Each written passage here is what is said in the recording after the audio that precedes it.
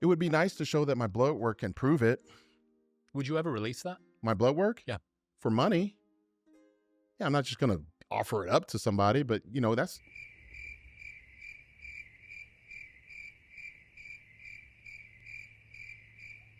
Ain't no way Phil Heath doing that. I'm doing 200 milligrams of test a week, and look how much muscle I got, and I'm bigger than Phil Heath. There ain't no way Phil Heath doing that much. And that's how this shit happens. Because you got people not believing what he's saying, when it's like 100%, of course, I believe every word he's saying. What is up? It's your boy Johnny Shreve, IFBB Pro, Mr. Tell Like It Is. Welcome back to the episode of Straight Talk with Shreve. Today, guys, we're going to talk about Phil Heath reveals his PED use and test dosages. I took less than everybody else. This is on Chris Williamson's channel, and this is a awesome video because I can relate to this so much. Not because I think I'm as good as Phil Heath, but because I'm a bodybuilder and I am completely on the same page.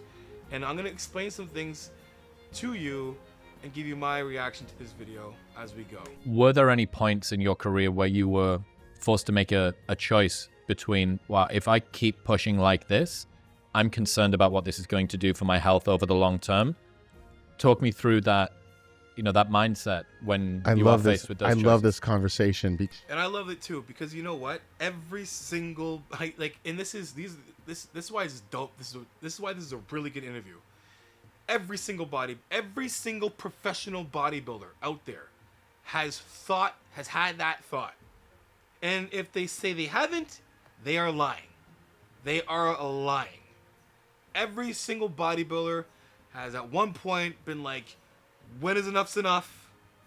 They've had maybe a health scare, something, whatever it is, something, but it's always been in the back of their head.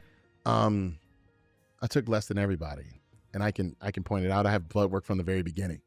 How deep can you go into that? Okay, so I went to Miss USA taking 500 milligrams of testosterone with a shot of Deco a week. I didn't have any money. Guys, believe him. Believe him. Believe him. And I know that there's a lot of people going to say, You can't trust him. There's no way he just took that stuff. There's no way. There's no way. That's a lie. He's a professional bodybuilder. He definitely took grams on grams on grams. it's not true. It's not. Yes, we have pushed the limits. Yes, we have 100%. I can tell you my first cycle was a bottle of test, and I did trend twice. And I think I did 6 weeks of test, probe, and I did one shot of trend. I was by myself. I did the shot and coughed everywhere. I'm like, something's wrong. Something's wrong. I shouldn't do this. And that was it. And I had test and I had Mastro. And I had 6 weeks of it, 100 milligrams every other day. Because I can only afford that much. I couldn't afford anymore. In my first time competing, I placed third at my first show, and then I placed top 10 at Nationals. My first time competing. 100% I believe that. 100%. And that's one of the reasons why I was open about me not being on any gear during this prep. Number one, I wanted you to see I could do it. But number two, it's like, this is the quality of my genetics. Yes, I've used for 8 years, but for me to be able to not use and to be able to look the way I do is a testament to how good my genetics actually are. I didn't need that much when I started, and I yielded great results. I did a bunch of steroids, and then during the pandemic, I came down to 150 milligrams of test, and I was able to look the way I did, attempt to compete in 212 2 years ago. And that little amount is what I did, and then I was like, wow, I could use this amount and still look as good as I did, so I 100% believe that. But I whipped everybody's ass. First crack at it, and quoted as one of the greatest Mr. USAs of all time. Didn't take growth hormone until my second Arnold Classic. I only took growth hormone for a straight year once. I took two to 5 IUs. I had LilyPen, which is pharmaceutical, and I don't know how I got it. I did. Canada, yay. Anyway, and Underground. And I did it for a year. And I did it, that's it. Because I was, at that point, I'm like, I don't know what this is even doing. For me, it's like, if someone's gonna ask me, hey man, does the GH work? I'd be like, I don't know. I'm doing at times test DECA, EQ, you know what I mean? Like, then during prep, it's probably test, Mastrone, Tren, Anavar, whatever. Like, I don't know what's working or not. How do I know? Oh, my fingers are numb. I think it's working. So I was like, I'm not doing this, and it costs too much money. The amount you have to pay for that to not even know if it's actually working because you're doing everything else, I completely believe that. How deep are we in there? I turned pro in 05. We're talking about 2008.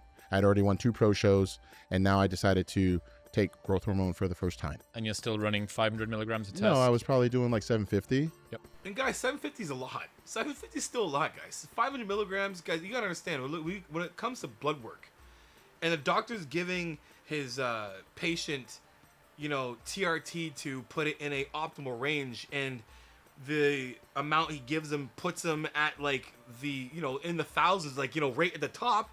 It's like 200 milligrams. Like, sometimes at most. 200 milligrams is going to put you at the peak. Like, on average, will put you at the peak, depending on when you are, will put you at the peak of the range, the top of the range. 500 milligrams is double that. 750 is 1.5 times that. You understand? Like, so when it comes down to what he's doing, of course he can do that much. And guys, I just competed at the Master Olympia gear free, and I placed top 5. That's not to take away from the guys on stage. Those guys on stage are legends. Those guys are unbelievable. Those guys are etched in history forever. I was able to do that at that level because I have good genetics. 100% he can win a pro show on that much gear. 100%. Good genetics with a little bit of gear, 100% he can. Very minimal stuff. Because here's my thought process with this. You watch Fast and the Furious? Mm-hmm. You know this good old saying, too soon, Junior? See, That plays in bodybuilding. The guy that hits the nitrous too fast in the race loses. was he listening? I said that. You know how many times I made that analogy? I make car analogies all the time. That is the best analogy. That is the best analogy. That same analogy I use when it comes to prepping, when it comes to what you're using during prep, when to use certain things, how long to use them. You don't want to use, a certain thing too early in prep and then you too quick, too fast. But the same thing when it comes to longevity. You play all your cards at once. What are you gonna play? You use all your what card are you gonna play if you used the trend card the first show you did? You used the GH card the first show you did. You use everything the first show you did. What card are you gonna play down the road when your body actually needs it? When you're trying to push, you're trying to push it even harder. Then there's nowhere to push. Every time. Why? Because that car was little Honda Civic with a little turbo kit and some bullshit. Handmade, handcrafted Ferraris will always beat that shit. And if you put a little bit of a mod on that thing, you can't catch them. I rather would build. Okay. Philly's shit. Oh my god, it's so true. It's so true. It's so true. Some people just don't understand that. There are some people who are, when it comes to athletic performance, muscularity, all that, are Ferraris. They're high performance cars. They're stock, buying it standard. If like, for instance, my new Ducati. It's not new. It's 2012. It's got 10,000 clicks on it. I'm gonna find deals, dude. Like, come on, dope ass bike. It's a $11.99 Panigale. That's it. It's not the S, not the R. That's it. It's just the $11.99 Panigale ABS. From here to here, in first, from here to here, is like 150 clicks. I mean, that's Canada, so whatever for you guys. I don't know. Here to here, right? It's a 1200cc bike. You can go grab yourself a, I don't know, Yamaha 300, and you can put all the shit you can on it. It's never gonna be as good as the stock Ducati. And the same thing when it comes to the analogy with a car. Athletes like Phil, I'm gonna say like myself, are born stock, high-performance cars. So you put a little mod in that car, that thing's gonna go way faster than the souped up to the tits Honda Civic. It's so true.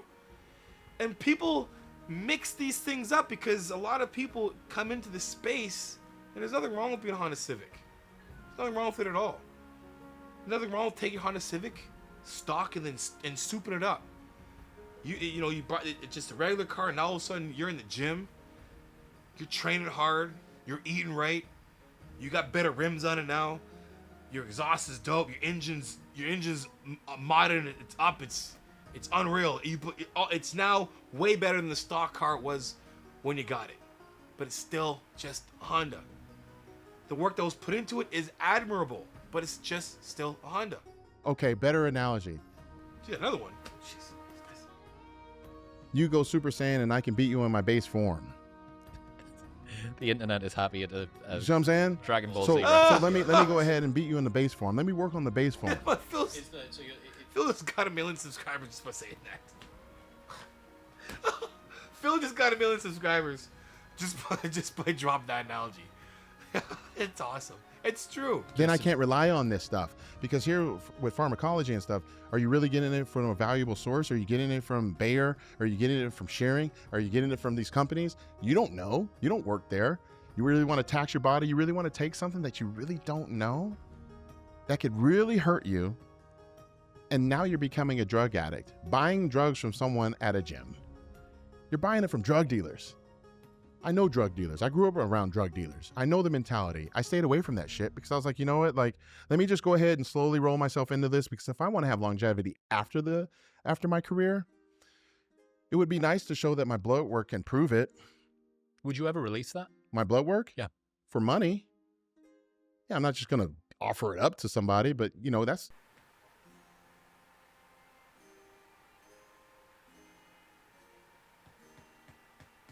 And here's why he says that.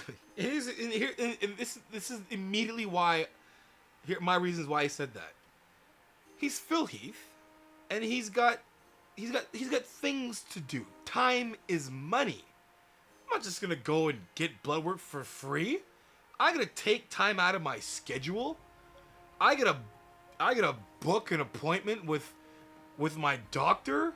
Set aside time to do that. Like, I'm training in the mornings so I can have time to get all my shit done in the day. Then it'd be like, all right, well, let me go get some blood work because I need to go prove it to somebody. So you're gonna pay me to get that done. That's what he's saying. And I totally respect the hell out of that. Decided to have a deeper off season. Understand that what is the difference between me and everybody else? Well, it was just time. Time in the gym, time in the gym, time in the gym. Not drugs? What is drugs gonna do? It's not gonna shrink time. You need time in the gym. Okay, so it's drugs. So I pound everything, and then what? You know, my trainer said, well, I can get you to Mr. Olympia in 2-3 years, but we don't know after what's going to happen after that. So think about that mentality that we see today. Everybody's pounding the stuff. These guys got nothing but gold. It's the people that bodybuilders. We've used drugs. We've used steroids. Period. But it's the mentality outside of this that have people shutting down what he's saying. There's no way he's doing that. There's no way. I don't think Phil Heath has any reason to lie about what he's doing. Understand that there are people that have superior genetics that can get away with doing minimal things. Phil Heath doing, say, a gram of test. He said he did 750, so I can promise he probably did 1,000. He probably did a gram of test at one point. Phil Heath doing a gram of test is a lot different than Jimmy doing a gram of test. Jimmy doing a gram of test, or let's say you're a big bodybuilder in the gym, your boy in the gym, that does, 1,000 grams. He's doing 2,000 grams of test, deca, all whatever. And he looks big, but he don't look like Phil Heath. And he says, Ain't no way Phil Heath doing that. I'm doing 200 milligrams of test a week. And look how much muscle I got. And I'm bigger than Phil Heath. There ain't no way Phil Heath doing that much. and that's how this shit happens. Because you got people not believing what he's saying, when it's like 100%, of course, I believe every word he's saying. It's obvious. Look at him. Post-career, he looks like he can go on stage. If his stomach's good, He can go on stage this year and beat everybody. Like, I'm just looking at him through his t-shirt.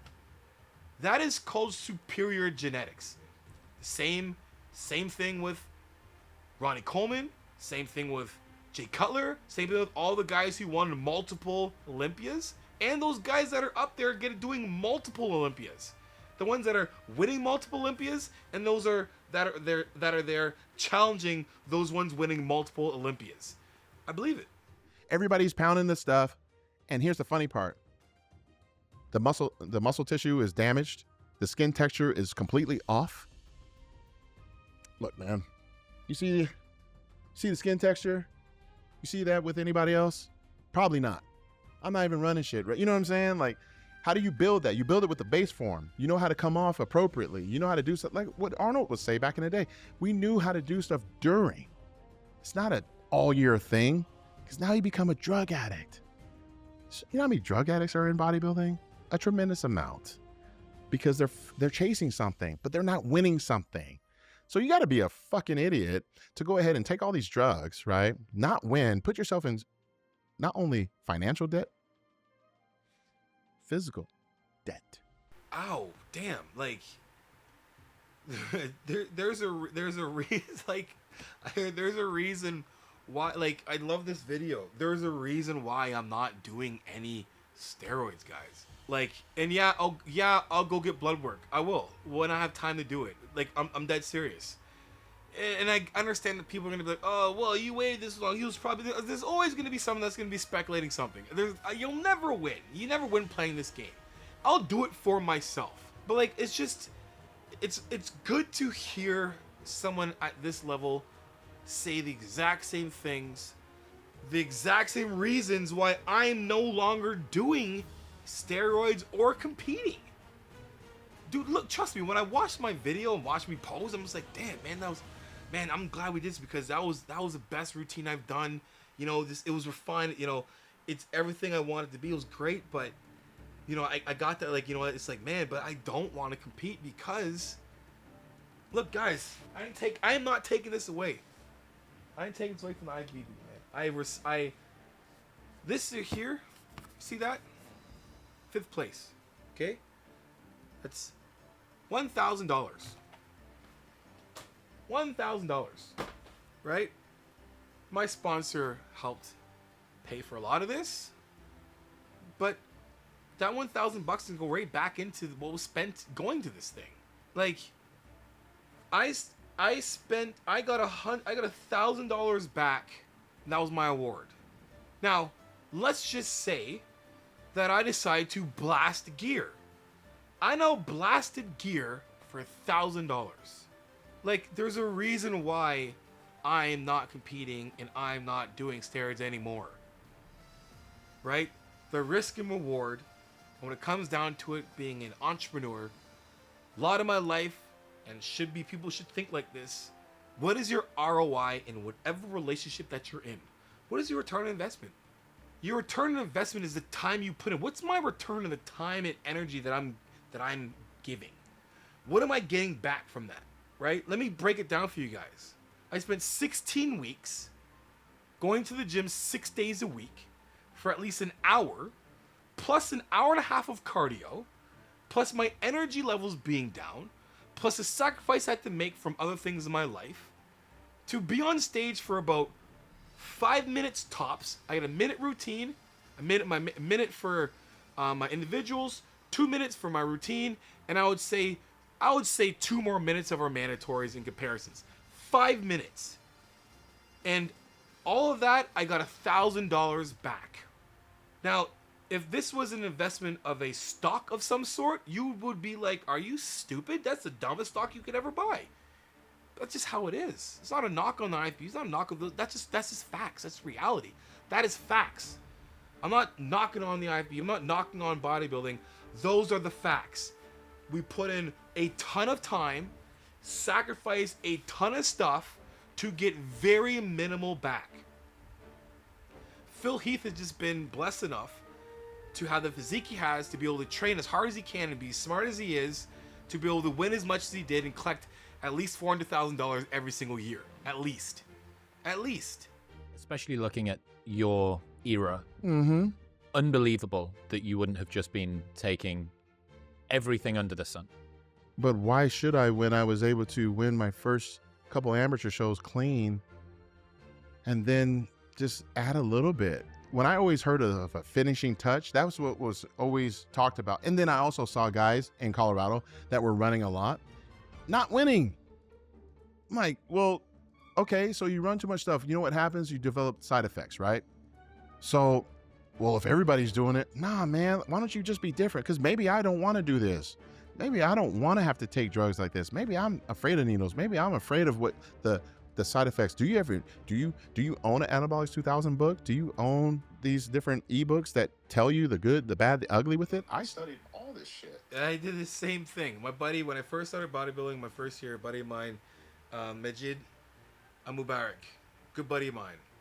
He gave me this book, and it was an anabolic book that basically told you everything you need to know about dosages, side effects, XYZ, ABC, whatever.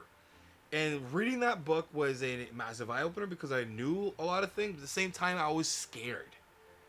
I've always been semi-scared of anabolics. Always been semi-scared.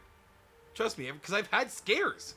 I've been cough, blood squirting, a hematoma of some sort, something happening.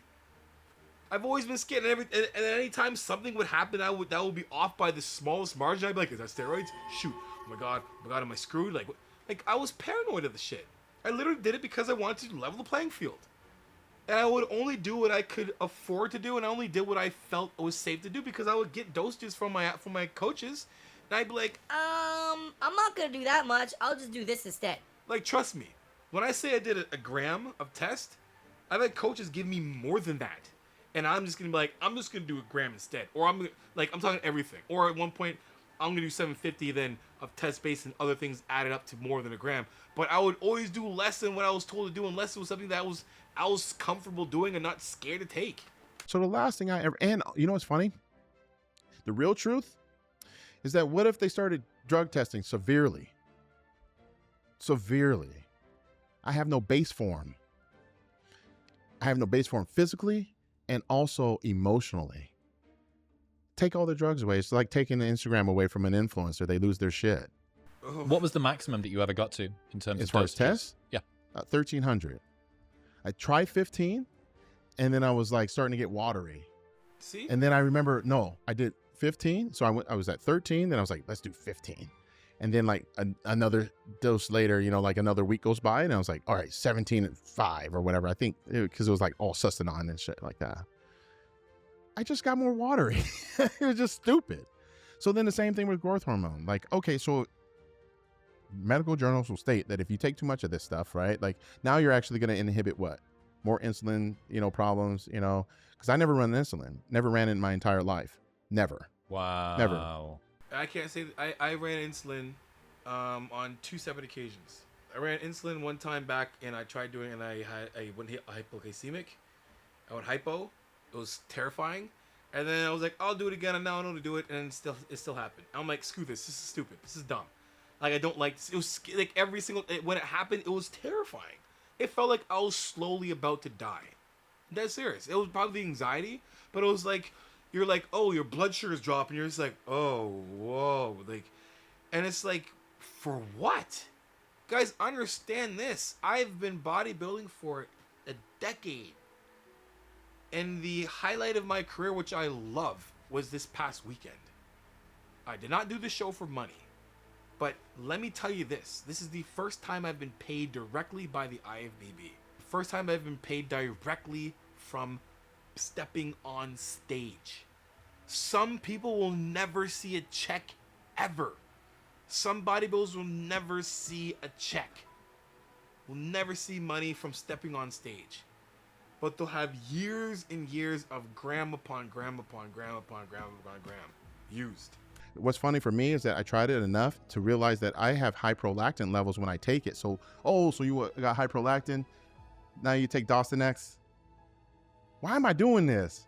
I'm adding all these things in. Why don't I just focus on the training and the modalities that I'm talking about? Like, I'm the one that did the infrared saunas. I'm the one that bought the Fitaris 320. I'm the one that did,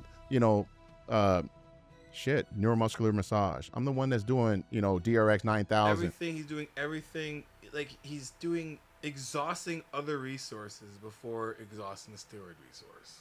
You know what's gonna be really annoying about this is that there are gonna be some channels that will cover this and be like, he's lying.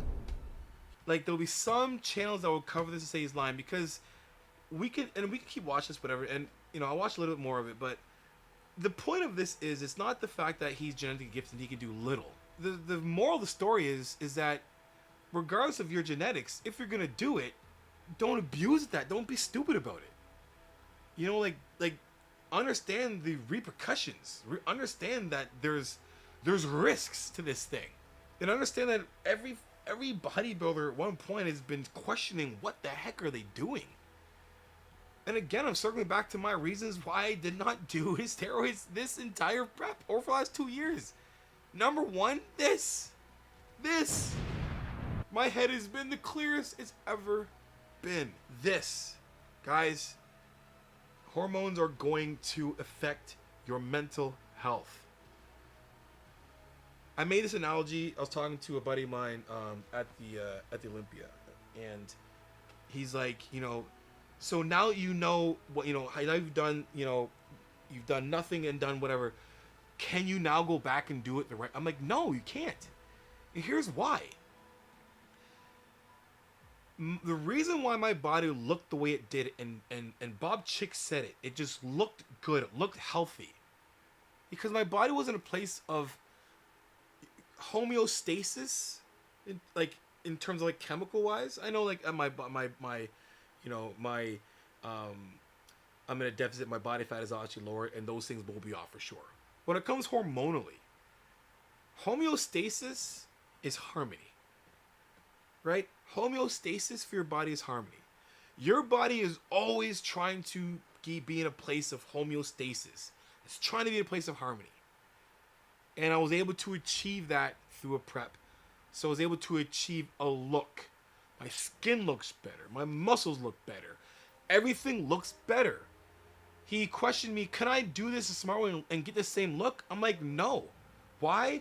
Because if I do and go back on, and here's what happens. When levels on one part of your body are off, it asks the other parts to make up for those parts that are off. So when your test is higher than it should be, your cholesterol's off, your AST, your LST is off, your kidney levels are off, your prolactin, your this, all these things are trying to make up for that raised level on this part. And that's why I was able to achieve the look I achieved, carry myself the way I did, and even post show, I was asked, like, so what are you doing for reverse dieting? I'm like, reverse dieting? I don't need to. Like, I'm just watching what I'm eating. I'm not, like, I don't have this, like, spike of hormones for, like, my hunger hormones aren't out of whack. Dude, like, if I'm taking a hormone, leptin and ghrelin are hormones. What tells you you're hungry and tells you to not eat whatever, those are hormones. If I'm using hormones, they throw the other hormones off, which is going to ask my body to make up for the places that are off. And then I got to be really focused on my reverse dieting because my hunger is so out of whack because I've been in a deficit and I've been taking this to suppress this and that to suppress that. And so unfortunately, the owners of these companies just focus on certain levels of engagement. Now, for a bigger person that weighs over 240 to 270 to 200. Now, how many 300-pound bodybuilders do we have compared to Ronnie's era? A ton more, and they don't outmass Ronnie with quality muscle. Why? Because they're taking drugs more than they're actually doing the work. They're not allowing the body to catch up. man, that is absolutely amazing. That is amazing. Oh, wow. That is a great interview. Again, guys, I hope that people take his words the right way. He's basically saying less is more. It comes down to it. Or how about none is more? Right? Again, guys, I've done gear before. And I'm not, there is no the natties are cool or better than the enhanced are better, or if you're a natty, you're just a pussy because you don't want to take whatever, or there's none of that shit. There's none of that. There's those who decide to take steroids and those who decide not to, and there's no judgment on your decision. It's your life. Do as you please. As long as your life isn't hurting someone else, do what you want. Just understand the risks and reward. Do the risks outweigh the reward, vice versa. Understand that there is a consequence for every decision that you make, regardless if you're natural or not. And we need to stop pitting that against each other. We need to stop dividing each other up from natty or not. There are those who train smart, create a great base, and have longevity that are natural and that aren't natural. Period. Hope you guys enjoyed that video. If you want me to cover more videos just like this, let me know what topics you want me to cover in the comment section below. Also, guys, grab my ebook, The Final Cut Diet, and link in the description below. Until next time, guys, binge watching my videos. You guys know how it is. Iron sharpens iron. Progressive overload your life. In the meantime, keep dream chasing. But you know this way.